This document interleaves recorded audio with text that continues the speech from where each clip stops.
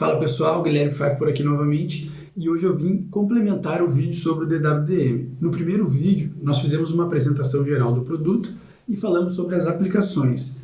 No vídeo de hoje mostraremos as configurações, logo após a vinheta.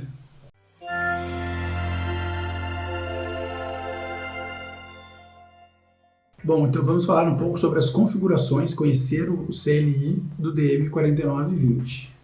Então, sobre a gerência do DWDM. Atualmente, a versão de software não suporta a gerência em band, isso será liberada numa das próximas versões. No momento é possível gerenciar o equipamento pela interface Outbound, utilizando SSH, ele roda o DMOS, assim como os demais produtos da Tacom, ou também via console, acessando então a serial, uma velocidade de 9600, o login e o password. Login usa admin, o password você vai encontrar na etiqueta do produto, seguindo as normas da Anatel que entraram em vigor agora em março de 2024. Então, a porta MGMT, você vai utilizar o SSH, o IP padrão para gerenciamento é o 192.168.0.25/24. Acessando o equipamento, você pode alterar, assim como vou mostrar agora na sequência no CLI do equipamento. Então aqui eu acessei o equipamento, o meu já está configurado com Takax e tudo mais, então eu já acessei automaticamente com o meu usuário do Takax. Digamos que você esteja fazendo seu primeiro acesso, você vai entrar aqui, configure, interface MGMT, se você for dando tab ele vai completando, /1, você pode dar um show aqui, e aí o meu já está configurado com o IP de gerência do laboratório, então aqui você vai fazer a alteração. Você vai colocar P4 address e colocar o endereço que você deseja, certo? Feito isso, você vai dar o commit, que no caso eu não apliquei nenhuma configuração aqui, não quero alterar a gerência do meu equipamento, mas se dá o commit e vai provisionar essa configuração no equipamento. Além disso, para você gerenciar ele de forma remota, você precisará configurar uma rota estática. Então, você configura router static address family IPv4. Aí, no caso aqui, eu coloquei um default gateway apontando para o next hop da minha rede, certo? E aí, novamente, você faz o commit ou você aplica as duas configurações ao mesmo tempo e faz um commit só. Provisionamento da line card LC800. Então, o chassi, ele tem 4 slots, como nós falamos no vídeo de apresentação do produto. Você precisa inserir as placas nos slots e provisionar as placas. Então, você vai inserir a line card LC800 no slot 2 ou 3, Essa LC somente é suportada nesses dois slots, os dois de cima, o 4 e o 5, eles servem para os amplificadores e para o MUX-DMUX, O MUX-DMUX não precisa de nenhum provisionamento, Ele apenas ocupa aquele slot ali por uma questão de aproveitamento do espaço. O chassi não vai reconhecer essa placa do MUX-DMUX, ela não tem nenhuma configuração a ser feita, ela apenas vai ficar eslotada ali, porque senão ficaria solta ou precisaria botar alguma régua para colocar esse MUX-DMUX no rack junto com o DM4920. Então, para provisionar, você vai entrar dentro de config, dar o comando provision, eu vou mostrar agora no CLI. Feito o provisionamento, commit, você vai reiniciar o 4920. Em caso de substituição da placa, você apenas troca a placa e faz o reboot do DM4920 novamente. Então você vai lá, provision, chassi 1, o slot que você está provisionando, então por exemplo, 2, card model, isso tudo você vai dando tab ou interrogando e ele completa,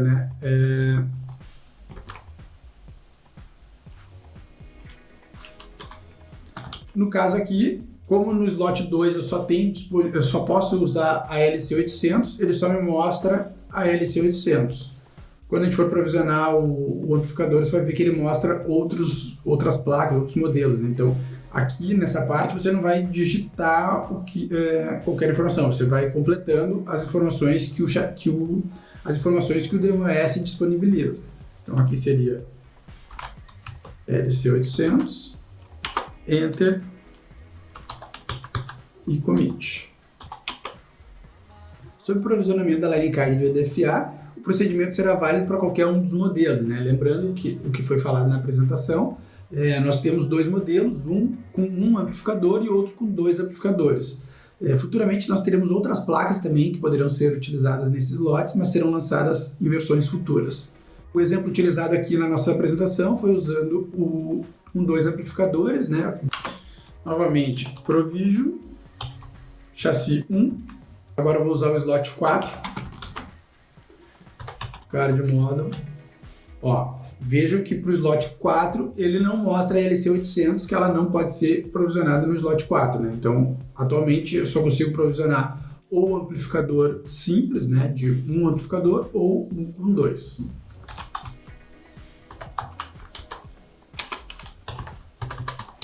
E Commit. O provisionamento do EDFA não requer o reboot do chassi. Para a remoção da line card, você vai remover as configurações relativas à line card. Então, aquela configuração que a gente havia aplicado do Provision, né? Você vai entrar dentro do config, dar um no Provision chassi 1, slot 2, em caso da placa estar no slot 2 ou 3, né? E aí você vai reiniciar o 4920. Verificação do status da line card. Então você pode verificar o status da sua line card através do comando show platform chassi 1 slot 2 detail. Se a line card estiver inserida, mas não estiver provisionada, o status aparecerá como um blocker, né? Então você, por exemplo, a placa ainda não foi slotada lá no chassi, né? Você já tem acesso ao chassi, está configurado lá. Você pode ir lá deixar a placa provisionada. Quando alguém inserir a placa, ela já vai ser reconhecida. É claro que depois você vai precisar também fazer o reboot do chassi, né? Ainda com a placa inserida, mas sem estar provisionada, se você der um show alarme, ele vai mostrar essa mensagem aqui, né? Que você tem uma placa lá que ainda não foi provisionada. Então aqui, show, vamos sair do módulo de config. Show platform chassi 1. Eu poderia dar o comando aqui que ele vai mostrar todas as placas, né? Ou somente do slot que eu quero ver.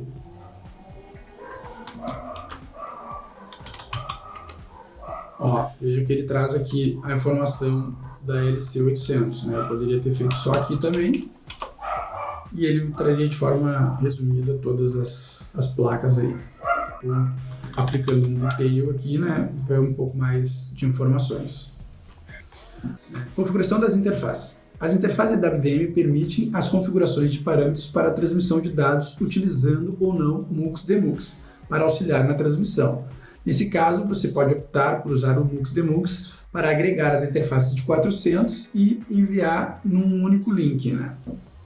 Através do comando show_WDM channels é possível verificar os canais, frequência e comprimento de onda configuráveis. Então aqui no CLI você pode dar o comando show_WDM channels e ele vai mostrar aqui os canais e a frequência e o comprimento de onda de cada um.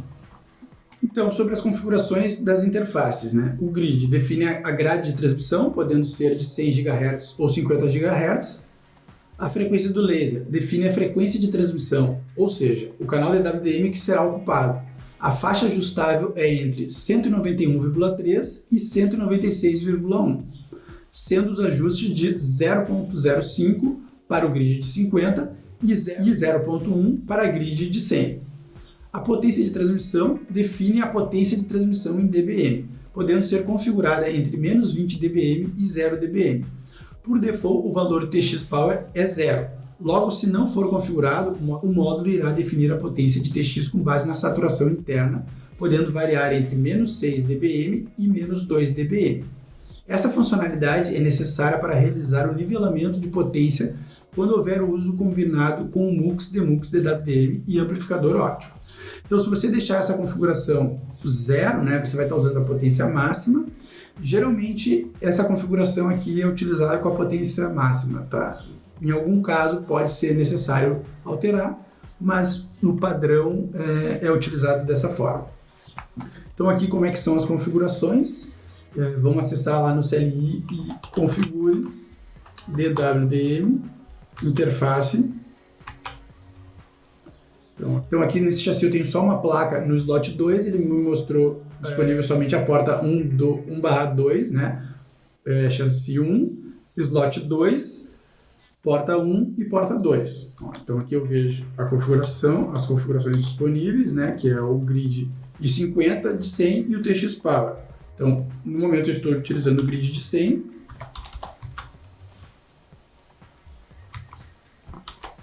Frequência. E aí aqui a frequência que define o canal que eu estou utilizando na minha configuração. E aqui o TX Power, né, como eu falei, estou utilizando o padrão que é 0, mas eu também posso mudar essa configuração aqui dentro desse range de -20 a 3, usando step de 0.1. Então aqui nós temos os principais comandos para troubleshoot. Vamos dar uma olhadinha direto no CLI. Eu posso dar um showrun config e aí especificar a parte que eu quero ver, né? Então, por exemplo, eu quero ver tudo. Você vê aqui showrun DWDM. Posso ver um showrun interface 400, por exemplo, ou 100. Na configuração direto na interface não tem grandes configurações, vai ser o shutdown, no shutdown, né, o status do link e a configuração de FAQ, basicamente. Aí podemos ver também show interface link, para ver quando o link subiu, né? O show inventory chassi transceiver. Opa, faltou um aqui. Show inventory chassi 1 transceiver detail. Então esse comando aqui é bem útil para ver especificações do módulo, né? Aqui eu consigo ver o core, o serial, quando tem digital diagnostic. Deixa eu ver se tem algum aqui em cima. Ó. Quando tem digital diagnostic, então eu consigo ver os valores que o módulo trabalha, né? Então ele mostra sempre dentro as faixas de operação do módulo, do TX, RX, corrente. Esse aqui não tem disponível corrente, mas temperatura.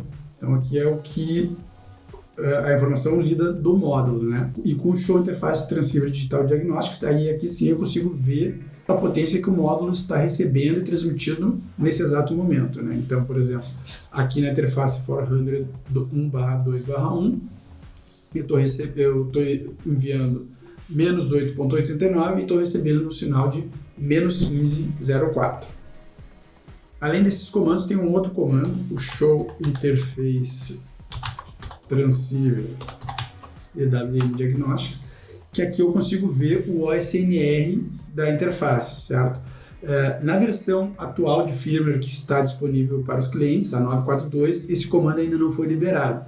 Aqui eu estou utilizando uma versão de desenvolvimento do PID, que já tem o comando, né? Na próxima versão lançada já estará disponível esse comando também na versão de clientes. Bom, então vamos falar agora um pouco sobre o EDFA. As line cards OAC possuem amplificadores EDFA embarcados, disponíveis em 2 modelos, conforme já falamos anteriormente, com 1 ou 2 amplificadores. Permite configurar por software perfis de aplicação como booster, preamp ou inline. No caso, o inline não tem uma configuração específica para inline, você vai usar booster ou preamp, né? Então você só precisa entender as características do projeto, né, e definir se vai utilizar ele como booster ou preamp nessas amplificações no meio do caminho, né? Os perfis possuem 2 modelos de operação, ganho e potência. A potência de saída do EDFA seguirá a potência de entrada mais o valor configurado de ganho. Qualquer variação de sinal na entrada será refletida na saída. Neste caso, a remoção ou inclusão de um canal no agregado não afetará os demais canais. Ou seja, o ganho que você colocar na configuração, ele irá levar em consideração quanto que está chegando de potência, né? No caso de você usar o modo de operação em potência, a potência de saída do EDFA é definida em um valor fixo. a variação de sinal na entrada não será refletida na saída. Este modo é adequado para aplicações de canal único. Ou seja, então, se você colocar uma potência de 10, ele vai largar 10 na saída, sem levar em consideração o sinal que está sendo recebido. Então, aqui um exemplo de configuração do EDFA usando o booster, certo? Nós vamos utilizar, como referência aqui, nós vamos mostrar sempre o modo ganho, que é o padrão mais utilizado, né? Então, vamos lá no CLI dar uma olhadinha nas configurações. Eu tenho aqui config, EDFA, aí aqui a minha placa está no slot 4, então 1/4/1. Nós vamos usar o modo booster. Eu já tenho algumas configurações aplicadas aqui, né? Então, dentro do modo booster, eu vou definir o modo se é ganho ou potência. No caso aqui, nós estamos utilizando o modo ganho. Então, eu vou dar aqui um gain value, né? Então, vai ser quanto de ganho que eu vou colocar na saída do amplificador, né? A configuração permite de 10 a 26. Aí aqui vai de acordo com o projeto, né? Com as especificações do projeto. Tem que ser feito todo o cálculo lá com base na atenuação, na quantidade de saltos. Então, com as definições do projeto, você vem aqui com a configuração e coloca o ganho que você vai injetar aqui. Depois, eu tenho a configuração de Power Limit, certo? Então, eu vou limitar, né, o total desse ganho com essa configuração aqui. Aqui é uma proteção que eu tenho, né? Eu vou proteger a potência de saída, limitando ela num valor máximo que eu entendo que seja adequado para esse projeto. E aqui as configurações de alarmes. Você não precisa configurar nada, se você der o commit já vai vir para o padrão habilitado e com esse threshold de menos 25, a menos que você queira fazer alguma alteração, você pode entrar ali e alterar, mas do contrário, por default já vem essa configuração. E depois de fazer a configuração, não esqueça de aplicar o commit. Para o preamp, não muda muito a configuração, vamos dar uma olhada também. Então eu vou configurar EDFA 1/4/1 como preamp.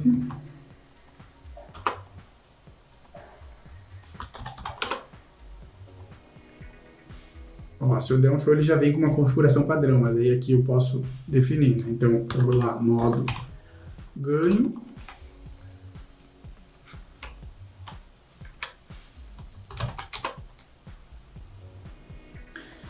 Então aqui o ganho,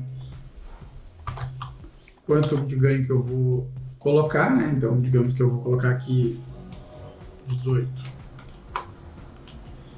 Lembrando, isso aqui eu estou só exemplificando, né? Essas configurações devem usar os valores definidos no projeto. Depois, Power Limit. Então, enquanto que eu vou limitar esse ganho, né?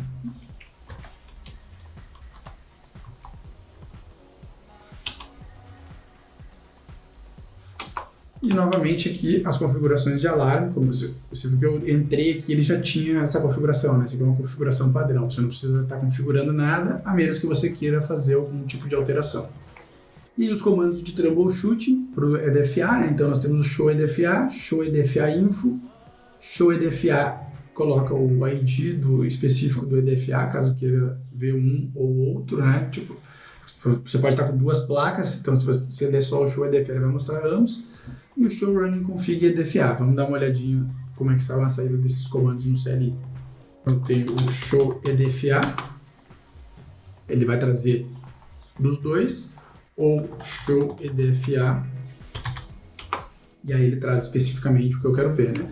Então aqui ele mostra a potência que está recebendo na entrada, quanto que está saindo, o sinal, o ganho, amplifier, ok. Aqui é muito importante você cuidar essa informação aqui, né? Se não tiver ok aqui, que tem algum problema, ou o ganho não está adequado, ou a potência que está chegando está muito forte ou muito fraca, enfim. Tem que buscar que sempre o projeto, né, as configurações que você aplicou aqui do projeto, fiquem com um ok aqui.